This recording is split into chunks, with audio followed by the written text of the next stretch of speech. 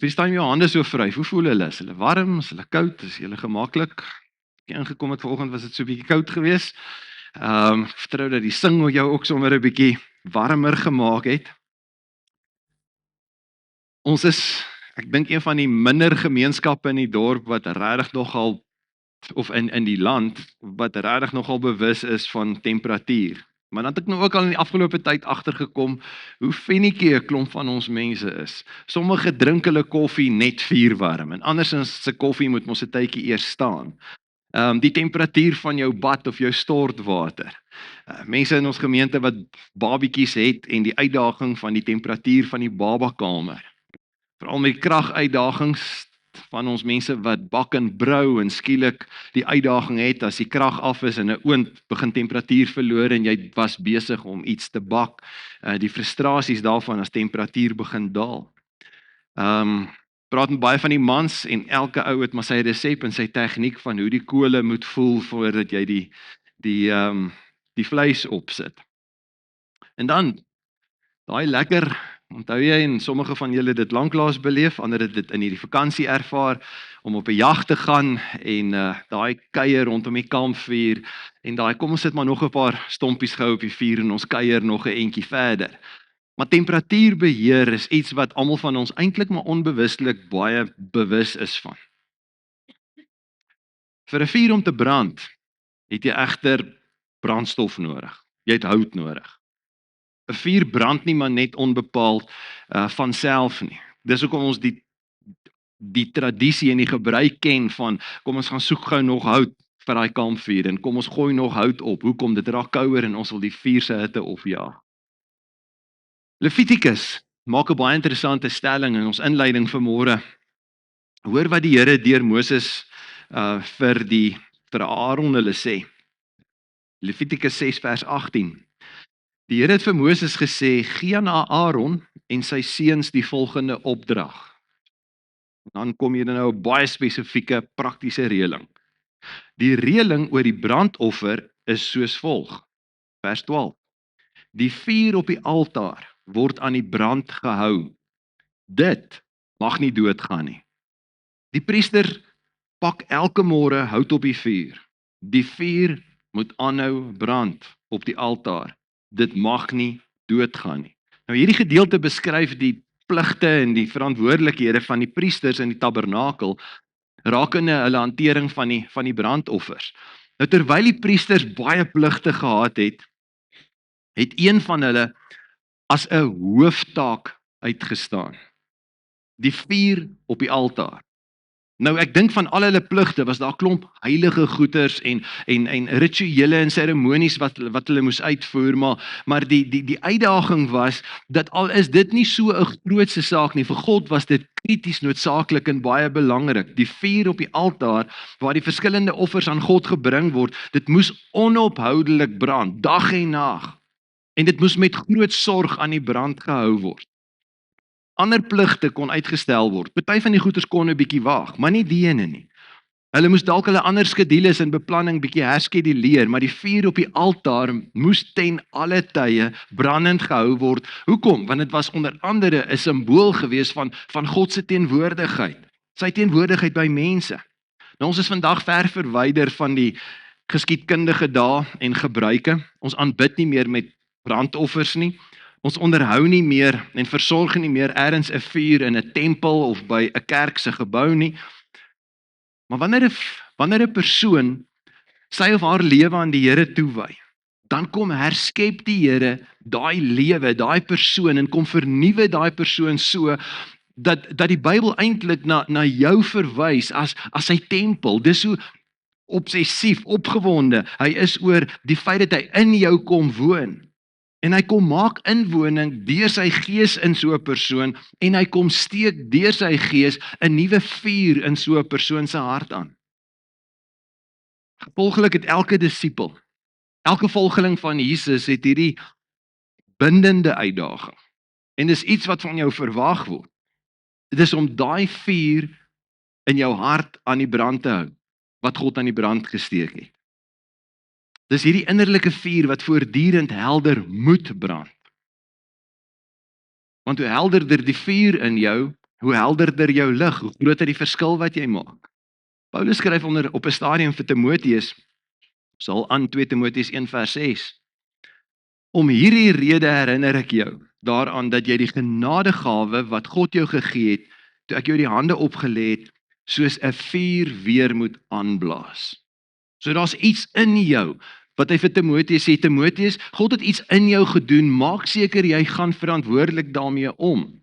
Nou net 'n advertensiebreek vinnig, is dat baie keer as jy 'n skrif lees, en sommige van julle is baie gewoond en in die ritueel van ek lees daai en daai vertaling. Maar ek wil jou uitdaag, moenie in een vertaling vashaak nie.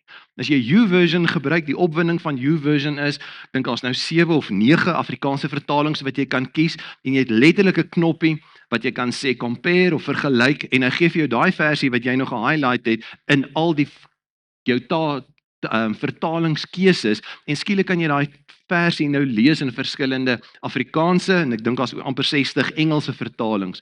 En oppas daarvoor dat jy hoogheilig is en krities wil wees oor ander vertalings. Dis juis wanneer jy in 'n ander vertaling of in 'n ander taal lees, dat dit dan is dit asof jy skielik 'n TV in hoë definisie sien. Skielik is daar net iets wat meer sin maak. So die Amplified vertaling. Hierdie selfde versie hoor hoe vertaal die Amplified hom. Nou Amplified is 'n parafrase vertaling. Hulle vat van die Griekse woordjies en dan besef hulle daai woordjie kan nie in een Engelse term opgesom word nie. So hulle sit tussen hakies vir jou 'n klomp ander wat die Grieks of die Hebreë sou impliseer. Hierso uitklink. Paulus daag vir Timoteus uit in die Amplified vertaling. This is why I would remind you to stir up, rekindle the embers. Embers is kole. Fan the flame and keep burning the gracious gift of God, the inner fire that is in you. Die Bybel gebruik voortdurend hierdie metafoor van vuur vir daai passie wat in ons is, daai ywer, daai energie, daai entoesiasme waarmee die Here beleef, waarmee die Here wil hê dat ons hom moet beleef en vir hom leef. Johannes die Doper, Matteus 3 kom maak die stelling en hoor waar sy fokus. Hy sê ek doop julle wel met water omdat julle bekeer het. Maar hy wat na my kom sal julle met die Heilige Gees en met vuur doop. Nou dikwels vra mense mekaar en baie keer in charismaties of in Pinksterkringe word jy uitgedaag, so hoeveel van die Heilige Gees het jy? Maar hy kom nie net en hy vul ons met sy gees nie, hy kom doen ook iets in ons, hy bring ook vuur. En kan ek jou vandag vra, hoe lyk jou geestelike temperatuur? Hoe lyk die brandhout op die altaar in jou tempel? Jesus se eie woorde in hierdie verband, Lukas 12. Hy sê ek het gekom om vuur op die aarde aan te steek. En hoe wens ek dat dit al aan die brand is? Ek sien in my gees hierdie prentjie, as Jesus dit vandag vir ons konteks sou sê, dat ek en jy aan die brand is vir die Here, en hoe wens Jesus dat terwyl hy gekom het om 'n vuur in jou en my aan te steek wanneer ons lewens aan hom oorgegee het, wens hy so dat ons passievol sal wees en sal toelaat dat daai hitte en daai temperatuurverskil wat sy vuur in ons maak, 'n koue, dooie, donker wêreld radikaal kan transformeer. Onthou jy met die uitstorting van die Heilige Gees op Pinksterdag? Was daar sigbare teken op elke disipel in die bovertrek. En elke disipel is volgelinge skielik sigbaar gekenmerk deur vuur. Skielik was dit wat die verskil gemaak het om te weet, hier's iemand wat God is so teenwoordig in sy lewe, daar's 'n vuur wat brand. Betekenis van dit alles is dat Christene veronderstel is om brandend te wees vir die Here. Brandend met entoesiasme, vurig met 'n vitaliteit, gloeiend, stralend. So lyk jou vuur. Charles Connick was wêreldberoemd geweest vir sy loodglasvensters, Amerikaner. Hy vertel hoe dit, en hy het 'n paar boeke geskryf, hy vertel hoe dit een van sy jong vakleerlinge eendag vir hom kom vra het, of hy van sy gereedskap kan leen. Connick het hom toe gevra, hoekom? Dis 'n vreemde, ek wil, elke ou het nou sy eie gadgets waarmee hy loodglasvensters doen, en lood en so meer smelt en verwerk. En toe Connick vir hom vra, hoekom? to say, I'm very dissatisfied with my work. I'd like to use your tools to see if I can do better. Hy leen hom toe van sy gereedskap en 'n week later vra Kanik toe vir hom, hoe vorder die dinge? En sy antwoord is, not so good, sir. Een van die ouer kunstenaars in die ateljee wat die gesprek gehoor het tussen beide gekom en die jong vakleerling geantwoord en hier sy antwoord op die skerm. You not only need the tools of the master, you need his fire. Kan jy dit deurtrek na my en jou? Ons het nie noodwendig sy gereedskap nodig nie. Want ons het baie kundigheid, ons het baie kennis, ons het 'n klomp praktiese ervaring, maar dis nie al wat ons nodig het van die meester nie. Wat ons nodig het is op 'n daaglikse basis 'n vuur wat gestook word en wat helder op temperatuur bly. So, die lastige vraag van vandag is, hoe lyk jou vuur? Jou gees al verlig? Elkeen van ons het hier ingekom, ongelukkig, en of dit nou regverdig of onregverdig is, dis debatteerbaar. Ons het hier ingekom met 'n dooie gees. En in sy groot genade het die Here dit moontlik gemaak dat ons hom so kan ontdek, dat hy 'n beheeroorname kan doen en intrek kan neem in ons, en die vuur van sy gees ons lewens radikaal kan transformeer en op 'n nuwe traject kan laat kook as ware. Jy sien jou geestelike temperatuur verander eers wanneer jy erken jou vuur is dood. Dis wanneer jy erken jou vuurherd, die ou Hollandse woord vir 'n kaggel. Jou vuurherd is eintlik verstop en vuil en moet totaal en al oorgebou word want hy trek nie goed genoeg nie.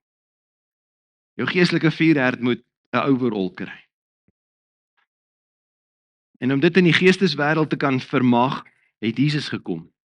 En hy het gekom met 2 missies.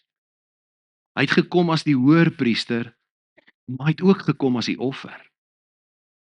En Jesus se bloed is daar om ons te reinig in die geestesrealm, om ons geestelik te steriliseer en ons te herstel en ons lewend te maak vir die eerste keer. En jy lewe eers nie wanneer jy die slag jou eerste asemteug gesnak het en jou liggaam begin funksioneer nie. Ons lewe na liggaam, siel en gees. En baie van ons het 'n liggaam wat lewe, ons het 'n siel wat redelik sensitief en funksionerend is, maar as hy nie die kern, 'n spulpunt is, het waarom hy draai nie, het ons al meer sielkundige afwykings en wanbalanse en sukkel ons om hierdie siel binne die liggaam effektief te leef as ons 'n dooie gees het. En baie van ons frustreer onsself want iets stink. Dis jou dooie gees. Maar ons kan hierdie hoërpriester. Hy's beskikbaar steeds. En ons kan met vrymoedigheid na sy genade troon toe kom en hom vra om ons aan te raak. En die Bybel sê wanneer hy jou aanraak, wanneer hy jou geestelike vuurherd aanraak, vreemd genoeg, maar die Bybel gebruik die term om te sê hy maak dit witter as sneeu. Daar's net iets ongelooflike in die nuwe voorkoms en nuwe bruikbaarheid en effektiwiteit wat gebeur wanneer ons onsself oorgee aan hom. Daarom kom Jesus en hy gee sy liggaam as 'n betaling vir alles wat ons gediskwalifiseer het, vir die kostes daarvan om 'n do-over te beleef. Hy onthef ons van ons skuld en hy spreek ons vry en hy maak ons los van alles wat ons kon diskwalifiseer. En die opwinding is, hy wil ons nie net reinig nie, hy wil jou totaal en al kom ophef. Van 'n sondaar na kind, koningskind. Van dood na lewendig. Van 'n drenkeling na 'n volgeling. Van donker na lig. Van koud na brande. Vurig. Hier is die lastige vraag. Hoe lyk jou temperatuur? Baie van ons het al daai transformasie beleef. Jy kan onthou daai dag, daai wonderwerk. Toe jy besef het, jy het by die einde van jouself gekom, jy het 'n oorgawe gemaak en gesê, Here, kom neem oor. Ek gee my lewe vir U. En jy weet dat jy weet, iets het in jou gees gebeur. Iets het jou van binne af lewendig en radikaal anders gemaak. Onthou jy nog daai dag? Onthou jy die blydskap, onthou jy die vreugde, onthou jy die high? Hoekom beleef ons nie daai high nie? Want jy het nie jou vuur bly stook nie. Die realiteit is dat daar in elke volgeling se lewe soveel dinge is wat jou vuur kan smoor. As ons dit nie met omsigtigheid versorg nie. En soms kan ons blaatant dinge doen, en as ons dit nie doen nie, daar's ook 'n vyand wat enige iets sal doen om te kyk of hy nie water op jou vuur kan gooi. So kan ek vir 'n oomblik met jou praat vanoggend, en miskien is dit 'n prakties maar uitdagend. Daar's 'n klomp bedreigings vir jou innerlike vuur. En 4 wat ek vinnig met jou wil deel, 4 oor 4, dit klink goed. 4 wat ek met jou wil deel. Nommer 1. Een van die gevare vir daai vuur van God se gees in jou is uitputting. Fisies, die praktiese lewe waarin jy is, jy's net te veel op 'n ratreis. Dink die meeste van ons, om ons winters hier op die Hoëveld te oorleef, meeste van ons maak gebruik van verwarming op een of ander manier. Sommige het ondervloerse verhitting, ander het 'n ligreëling, ander het 'n elektriese verwarmer. Ons nou al by 'n paar mense, ons sal nie name noem nie, wat jy sit in kuier en skielik koop sy die ligte af en dan beurtkrag. O nee, vergeet om krag te koop. Die verhitting hou skielik op. Hoekom? Daar's nie krag nie. Gasverwarmers. Jy al daai drama beleef van skielik begin hy ryk en hy maak so 'n snaakse klank, en as jy weer sien dan kom jy agter, die gas is op. En die gasbottels by die huis is almal leeg. Op 'n kaggel. Ergens moet ons weer vuur opsit. Die feite is, geen vuur kan sonder brandstof brand nie. Kan dit wees dat jy so besig geraak het met 'n klomp ander goeders, en jou lewe so oorlaai is, en jy soveel hooi op jou vurk het, dat jy nie tyd het om jou eie vuur te versorg nie. En dan skielik kom jy by 'n punt waar jy besef, hier's 'n koudheid, hier's 'n louheid, hier's 'n lamheid, hier's 'n oneffektiwiteit. Jy sien, die priesters in die tabernakel moes verseker dat daar altyd 'n voorraad hout gereed was, en dat die vuur konstant brand. So hoeveel brandhout het jy beskikbaar vir jou innerlike vuur?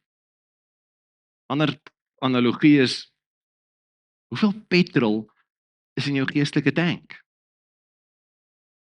'n Ander manier, kom ons illustreer dit so. Hier's 'n praktiese oefening, en sommer net om 'n paar van julle wakker te kry. Trek gou saam met my, en ek gaan sê 3, 1, 2, 3, dan trek jy gou jou longe in, so ver as wat jy kan. Okay, is julle reg? Kom 'n praktiese oefening. Is jy reg? 1, 2, 3. Trek gou jou longe in, vol lug, vol, trek hom in, hou hom daar. Blaas nou uit. En wow, uit. En nog uit. Nog uit. Ergens kom jy punt om sê, kan nie meer nie. Hoekom nie? Jy kan nie uitblaas as jy nie ingeneem het nie. Kan dit wees dat jou geestelike vuur op hierdie stadium, jou energie het so uit ritme uitgeraak? Hoekom? Want jy bly uitgee, maar jy het te min tyd en te min fokus geplaas daaraan om in te kry, om aan te vul. En dis hoe baie van ons probeer lewe. Ons probeer om die Here te dien, en ons probeer om brandend te bly. Ons is uitgebrand. Ons begeer 'n hoë output, but there's no input. En dan wonder ons, hoekom is ons geestelik kragteloos? En die rooi lig is, dat solank jy kookpunt is vir die Here, is jy 'n bedreiging vir die geesteswêreld. Ek wil die vyand kan nie naby jou kom nie, jy's brandend vir die Here. I love it as ons lou is. En hy kan niks doen aan jou en jou temperatuur nie, so weet jy wat doen hy? Hy begin jou besig hou. Hy begin jou tyd steel. En waar jy daai oggendritme gehad het, van tyd met die Here spandeer, stukkie lees uit die Bybel uit, met die Here koffie drink, en vir hom jou dag vertel, en jou uitdagings met hom deel, en dit waarvoor jy dankbaar is, en jy het praise and worship musiek aan, en jou batterye is vol, en as jy in die kar klim, is jy reg vir die dag. Maar nou het jy verslaap, en nou gebeur dit, en nou is ek siek, en nou het ek nie tyd nie, en nou die een na die ander ding. In die geesteswêreld, en moenie onbewus wees hiervan nie. Die Bybel waarsku ons stryd is nie teen vlees en bloed nie. Dis nie noodwendig net die praktiese omstandighede nie. Daar's 'n geestesagenda teen jou om net te kyk hoe vinnig dit jou kan lou kry. Moontlik besef jy op die oomblik. Die lastige vraag van hoe lyk jou temperatuur? Nee, jy is nie so hot vir die Here soos jy moet wees nie. Jou vuur het begin kwyn. Inteendeel, die sommige van ons wat dalk moet erken en besef, jou vuur hy rook net.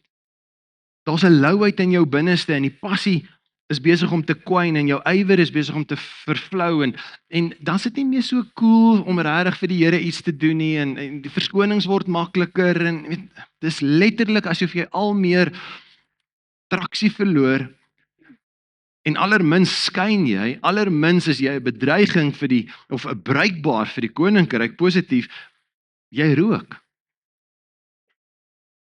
Jy al daai ongemaklike kampvuurkuiers gehad wat die rook die heeltyd in jou oë is.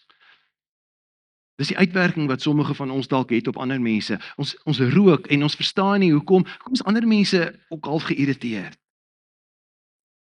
Die oplossing vir uitputting is baie eenvoudig. Dit is baie eenvoudig, maar is nie so maklik nie. Dit is nogal moeilik veral as jy vasgevang is in die malle meele van oorwerk en te veel hooi op jou vir. So interessant is, toe Jesus in hierdie stikkende wêreld was, waar ek en jy nou nog steeds moet oorleef, was hy omring deur uitdagings en werksdruk, skare behoeftige mense wat met groot nood sy aandag kom soek het. En dit het hom bykans verswelg. Mense het so op hom queue gestaan om hom uit te kom, dat daar letterlik by tye nie geleentheid vir hom was om te eet nie. Jesus merk dat sy disippels se krag en hulle ywer en hulle vuur begin flou raak en ons lees sy eie woorde, hier is die storie in Markus 6. Daar was baie mense wat gedurig gekom en gegaan het sodat Jesus en sy disippels selfs nie kans gehad het om iets te eet nie. Die oplossing? Ouens, ons gaan vuur verloor. Dis belangriker dat ons brandend is as wat ons besig is. Hy sê toe vir hulle, kom julle alleen saam na 'n stil plek toe en rus 'n bietjie. Hulle het met 'n skuit na 'n stil plek toe vertrek waar hulle alleen kon wees. Die Engelse het 'n verskriklike mooi term vir herlaai. Die woordjie recreation. Dit beteken to recreate energy. To recreate my fire. Ontspan beteken, ons is die hele tyd gespanne om uiteindelik by daai plek te kom waar kan die spanning laat gaan. Kan behoorlik uitasem en spasie het om te kan inasem geestelik. Wanneer laas het jy geestelik net behoorlik weer kon inasem? Sondag is een so geleentheid, maar ouens, Sondag is te ver uit mekaar uit. Daniël se sukses was oggend, middag, aand, elke dag. Interessant genoeg dat hierdie insident waar Jesus vir sy volgelinge sê, kom na 'n stil plek toe, hy doen dit 27 keer in die evangelies. So daar's geweldige druk dat ons sekere goed vir die Here moet doen. Maar deel daarvan is, dat deel van dit wat ons vir hom moet doen is om te onttrek, want uitputting is 'n ongelooflike rooi lig vir jou geestelike vuur. Kom by die plek waar jy net besef, hier word hout op my vuur gesit. Die vlamme brand helderder. Dinge kan weer skoon kom en uitgesorteer word. So iets wat ontsettend belangrik is om van kennis te neem, veral wanneer jy moeg raak. En veral wanneer jy moeg raak en jy is in die versoeking om geestelik, het jy al hierdie term gehoor, om 'n sabbatical te vat? Ons gaan 'n bietjie onttrek. Sit dit vir jou so op die skerm. Om te verseker dat jy brandend bly, het jy nie tye nodig waar jy ophou brand nie. Want baie keer onttrek ons en ons onttrek want ons is lou en ons is besig om koud te raak en ons is besig om ons vuur dood te maak. So jy het nie, as jy wil brandend bly, kan jy nie ophou brand nie en dink jy met 'n spasie vat en vir jou 'n ruimte gee om op te hou brand nie. Nee, hierdie aanhaling gaan verder. Jy het intentioneel tye nodig waar jou vuur gestook word.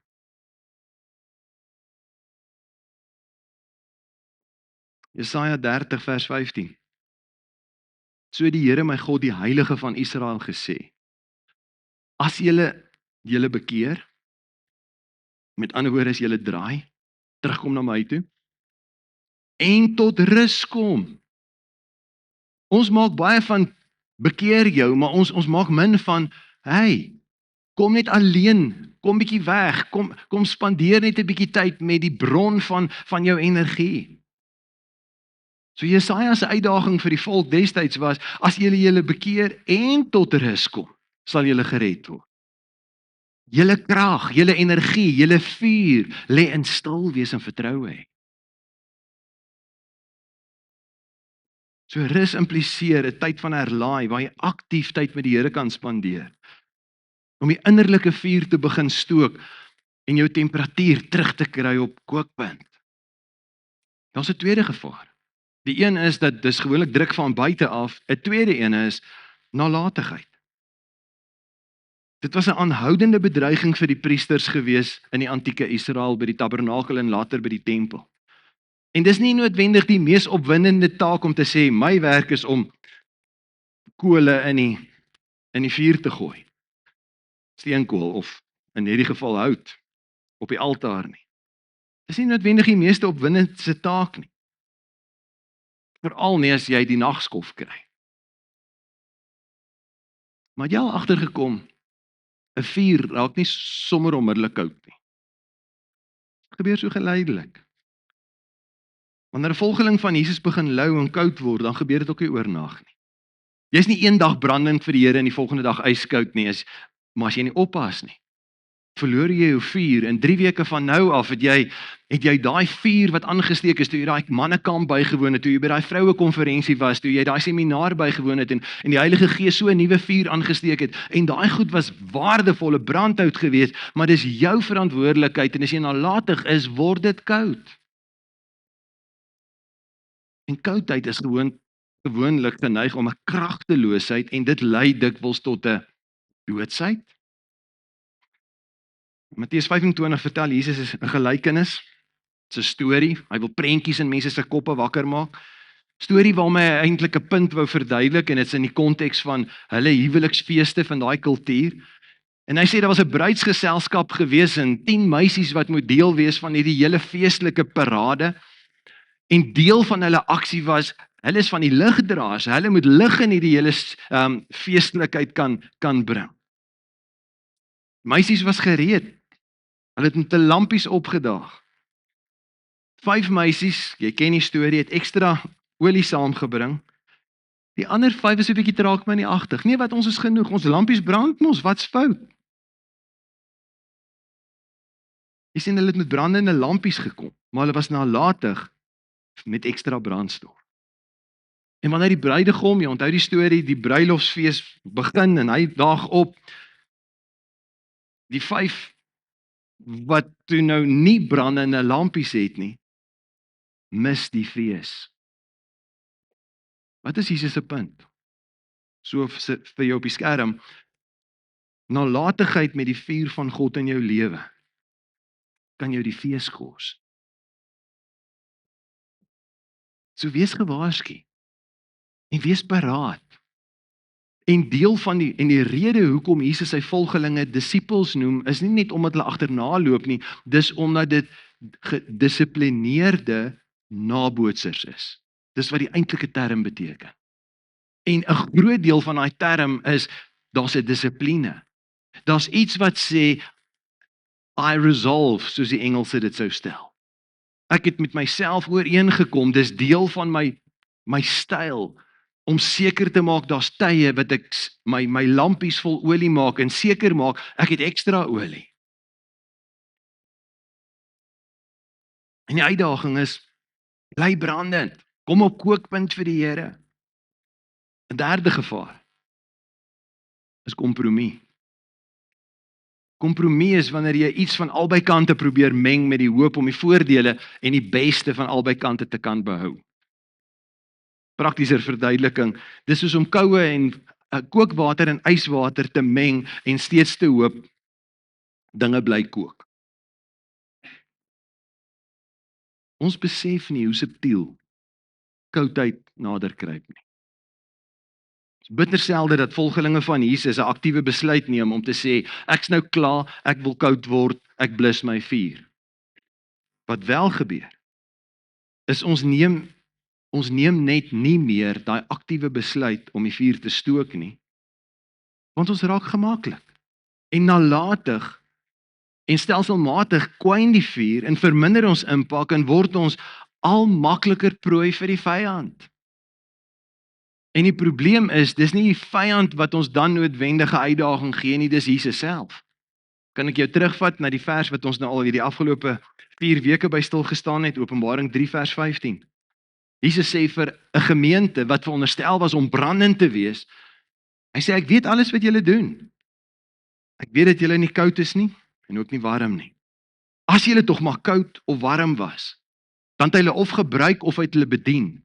Maar as hulle lou is, maar nou, omdat julle lou is, vers 16, nie warm nie, nie koud nie, gaan ek julle uit my mond uitspoeg. Dis nie 'n baie lekker gedagte nie. So versorg jou vuur en oppas van daai kompromie van gaan net dit ek wil dit van die koninkryk, maar ek wil ook dit van die wêreld en ek wil so half 'n mengelmoes begin. Is jy in of is jy uit? Dien jy die Here? Is jy volgeling van hom? Is jy ambassadeur vir hom? Gaan voluit daarvoor. Maar jy kan nie met elke voet in 'n ander wêreld staan en dink dat jy 'n bruikbare ambassadeur vir die koninkryk gaan wees nie. So stook daai vuur om brandend te bly en te waak teen kompromieë. Vierde gevaar. En ons praat te min daaroor en dis 'n wesenlike groot gevaar selfs vir geesvervulde kinders van die Here. En dis sonde. Want jy sien sonde is soos water op die vuur in jou lewe. Want jy ontneem nie die vuur van brandstof nie, maar jy neem 'n wilsbesluit om iets te doen wat jou vuur soos water blus. En jy doen dinge en laat dinge in jou lewe toe en dit smoor jou kontak. Dit verswelg jou intimiteit met die Here. Hoor hoe waarsku die Here sy volgelinge in Jesaja 59. Hy sê in vers 2, dis oor julle oortredinge, wat skeiding gebring het tussen julle en julle God. Dis julle sonde wat maak dat hy hom nie aan julle steur nie en nie na julle wil luister nie. So kan ek by jou pleit vandag. Wees braaf genoeg en evalueer en identifiseer. Wat is daar wat jy dalk in jou lewe toelaat en jy dalk kompromieë aangegaan, is nie noodwendig sonde nie, jy het maar net nalatig gewees of 'n klomp ander goed ook in jou lewe begin toelaat, of miskien is daar vanoggend blaatante goeders wat jy besef, God sê dit bring skeiding tussen jou en hom.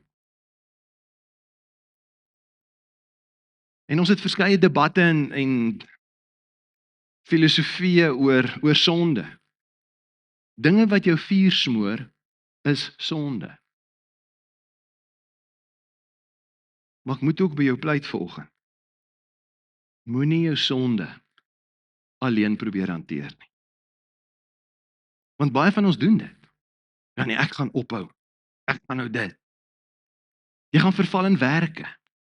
Jy gaan 'n klomp godsdienstige pligte vir jouself probeer en 'n klomp, as gevolg daarvan 'n klomp goeie voornemens hê.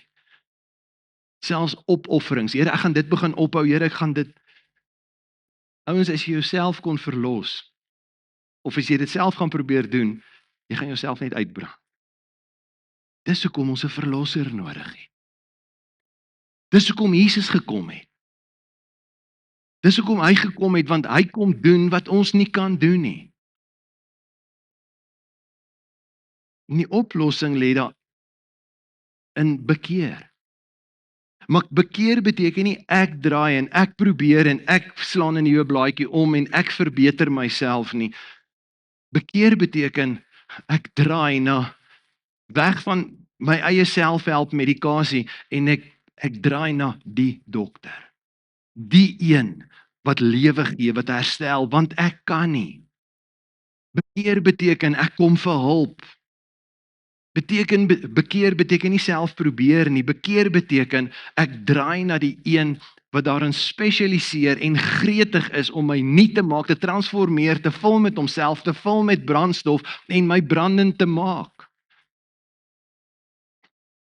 En is deur sy wonde wat daar vir ons genesing gekom het. Genesing beteken heelheid, herstel. Deur sy wonde het daar nuwe vuur gekom. So kan ek by jou pleit, hou op. Miskien het dit in die verlede ook nie gewerk nie, het jouself net moeg en moedeloos gemaak. Hou op om jouself te probeer verlos, of jou eie verlosser te probeer wees. Bekeer beteken, ek skuif weg van die stuurwiel, en ek gee hom die beheer, en ek maak hom die bestuurder van die beheersentrum van my lewe. So hoe lyk jou temperatuur?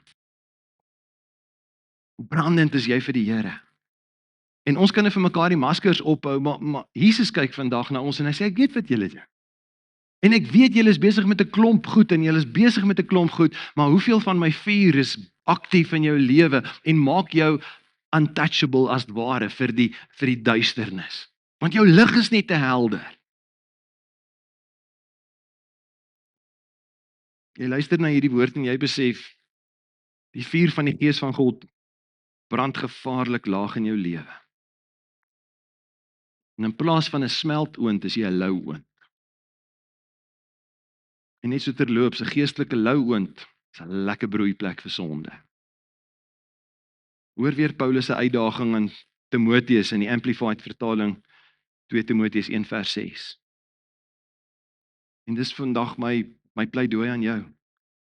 This is why I would remind you to stir up, rekindle the embers, fan the flame, and keep burning the gracious gift of God, the inner fire that is in you. Die volgelinge van Jesus in Rome skryf Paulus in Romeine 12 vers 11. Weereens, hoekom? Want jy kan vuur verloor. Moenie in julle toewyding verslap nie. Bly altyd, mooi woordjie, geesdriftig. Wat beteken geesdriftig? Dit beteken gedryf deur die Gees.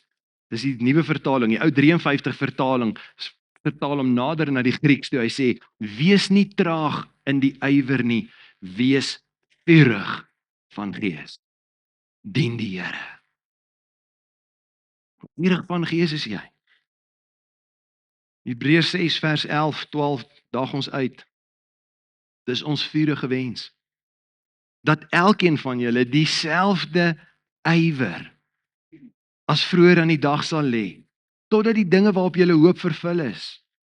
Julle moet dus nie traag word nie, moenie spoed verloor nie, moenie koud word nie. Maar die voorbeeld navolg van die wat deur geloof en geduld gekry het, deel gekry het aan die dinge wat God beloof het. So hoe lyk jou vuur? Brandend? Koud? Of lou? En hoekom kwyn jou vuur? Is jy besig om uit te brand?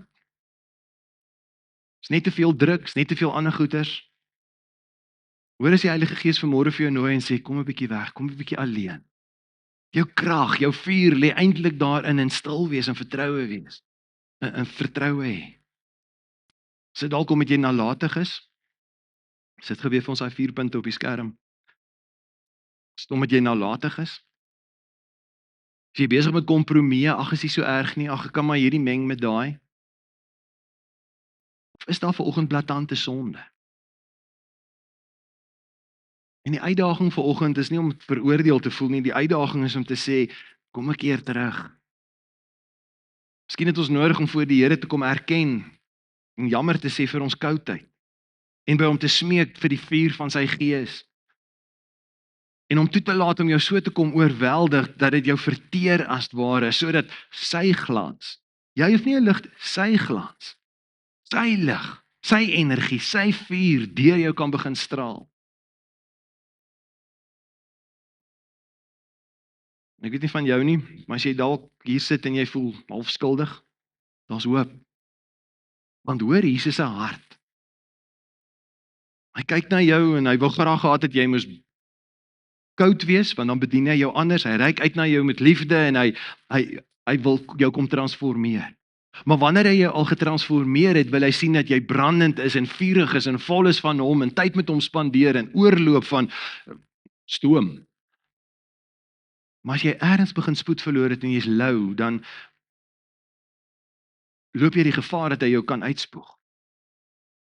Sy hart is in die eerste plek, hoor sy woorde in Matteus 12 vers 20, hy sê, 'n riet wat geknak is, sal hy nie afbreek nie. 'n Lamp wat helder moes brand, maar nou rook, hy sal hom nie net uitdoof nie. Hy sal die wil van God laat seëvier. Weereens, hoor, as ons hom in 'n ander vertaling lees, die Lewende Bybel, en miskien is dit jy, maar iemand se lewe gebroke is soos 'n riet wat geknak is, sal hy dit nie verbreek nie. En waar dit swak is soos 'n lampet wat rook, sal hy dit nie beskadig nie. Nuwe Lewende Vertaling. Daai laaste stukkie sê, die vonkie hoop wat nog oorgebly het, sal hy nie uitblus nie. Jy nodig om sy vuur in jou lewe te kry, nodig om dinge uit te sorteer. Weet jy, vanoggend tyd spandeer en bely. Here, ek's jammer. Here, ek smag daarna om net weer te weet ek's op kookpunt vir U. Maar ek is nie daar nie en Here, ek erken dit vandag. Kom vergewe U my. Kom bely my louheid. En die Bybel sê as ons ons sonde bely, hy's gretig om jou nie net te reinig nie. Hy's gretig om jou weer van voor af te kom aktiveer en te kom vul, sodat daar nuwe strome van lewende water uit jou binneste vloei, sodat daar nuwe vuur uit jou lewe uitstraal. So kom vat vanoggend daai reiniging. Kom vat vanoggend daai verlossing. Ons gaan 'n tyd spandeer net eers in gebed en ek wil jou 'n geleentheid gee om dit wat jy vandag gehoor het, net vir 'n oomblik met die Here oor te gesels. En dan ons gaan ons aanlyn gehoor groet. Maar vir ons wat hier saam is, gaan ons harte voorberei met hierdie en vanoggend in my stilte tyd dink ek daaraan, die voordeel van die nagmaal is dat ons eintlik die opwinding het om geskenkbewyse van God se genade te kan geniet.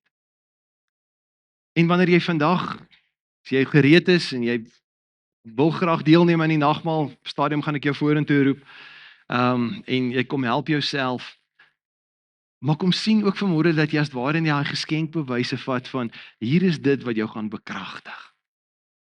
Hier's dit wat nuwe vuur wil bring. Hier's wat terwyl jou gewete en die vyand vir jou sê nee, jy kwalifiseer nie meer nie. Nee, hier's jou koopbewyse. Wat sê jy mag aanspraak maak op vuur, op krag, op lig, op lewe, oorwinning. So wie nie vir 'n oomblik net die Here vertrou en as daar iets is tussen jou en hom, iets is waarop jy moet reageer. Kom doen dit nie vanuit veroordeling nie, kom doen dit vanuit 'n uitnodiging om te besef daar's iets beter. My coach het vanmôre, die Heilige Gees het vanmôre vir my gesê, nee, maak hierdie klein aanpassings in jou lewe en jy gaan soveel meer effektief wees. Kom ek bid saam met jou en dan gaan ons verdere instruksies gee. Here, ek besef elkeen van ons het vanmôre ergens iets wat ons besef, sjoe, ek moet hieraan aandag gee. Dankie vir u woord, dankie vir u Gees wat dit prakties maak in ons omstandighede. En dankie dat, al sê ek dit met 'n tong in die kies, dankie dat u daarin spesialiseer om keer op keer soos wat ons vorder, ons beterder te maak. Bietjie beter as gister, bietjie beter as eergister. En dankie Heilige Gees dat u dinge aan ons uitwys dalk in hierdie dag wat nog nooit andersins op ons radarskerms verskyn het nie. En u doen dit want ons is nou in daai fase waar ons 'n volgende seisoen moet ingaan en u wil hê ons moet aandag gee hieraan. So dankie dat u ons oortuig, dankie dat u vir ons kom dinge uitwys, dankie dat u vir ons kom help en dinge na die oppervlak toe bring sodat ons kan oorwinning kry daaroor, deurbrake kan kry. En dankie Here dat ons regtig nie nodig het om vanmôre onsself te verander nie.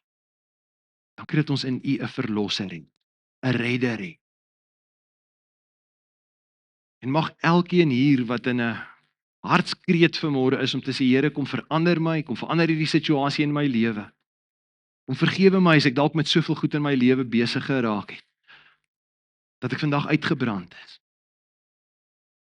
Kom bid vir diegene van ons wat voel dat ons nalatig geraak het en net eenvoudig nie meer besef het dat hierdie vuur nie van self gaan brand nie, ek het ook 'n aandeel daarin. Vergewe ons as ons begin kompromieë aangaan het. En begin meer tyd spandeer met dinge van die wêreld as met dinge van U. Vergewe ons as daar sonde was. Dinge wat definitief 'n afstand bring tussen ons en U. Gee vir ons die guts en die oortuiging, die wilskrag, maar vanmôre die voorneme om te besef hierdie pas nie by my as 'n kind van God nie. En ek gaan ophou, ek gaan verander en ek kan dit nie self doen nie. Ek laat God se Gees toe om vir my daai deurbraak te bring. En as ons vanmôre onseker is, gaan dit kan werk?